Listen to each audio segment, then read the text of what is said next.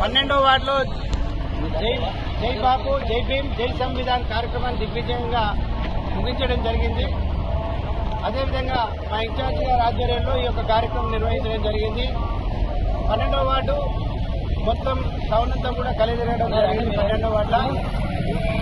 అదేవిధంగా నిన్న జరిగిన ఒక సమావేశంలో, బీఆర్ఎస్ పార్టీ సమావేశంలో కర్రె వెంకటయ్య గారు మాట్లాడుతూ వీలైలే గారు వచ్చినాక 90% వర్కులు వెనకపోయినాయి, ఏ పని అన్నా కానీ చేయడం లేదని చెప్తా ఉన్నాడు.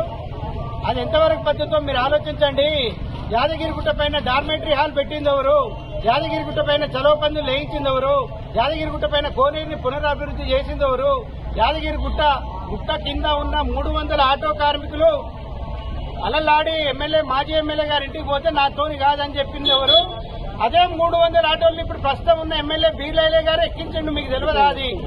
ఎందుకు అనవసరంగా మీ కార్యక్రమాన్ని మీరు దిగ్విజయంగా చేసుకోండి. అంతేగాని ఇప్పుడున్న ప్రభుత్వ విప్పు ఆలేరు ఎమ్మెల్యే గారిని విమర్శిస్తే మాత్రం బాగుండదని మీ అందరికీ కూడా తెలియజేస్తా ఉన్నాం.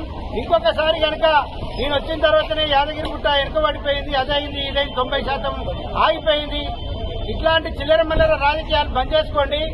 ఇలాంటి బురద జల్లే కార్యక్రమాలను బంద్ చేసుకోండి. మీరేదైనా విమర్శ చేయాలనుకుంటే సద్విమర్శ చేయండి. ఈ పని కాలేదు, ఆ పని కాలేదని.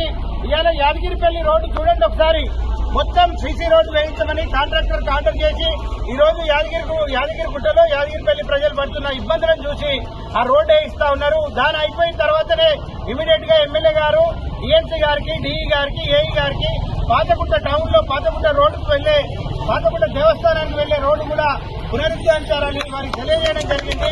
ఇన్ని పనులు చేస్తా ఉన్నా మీ కంటికి కనబడతలేదు.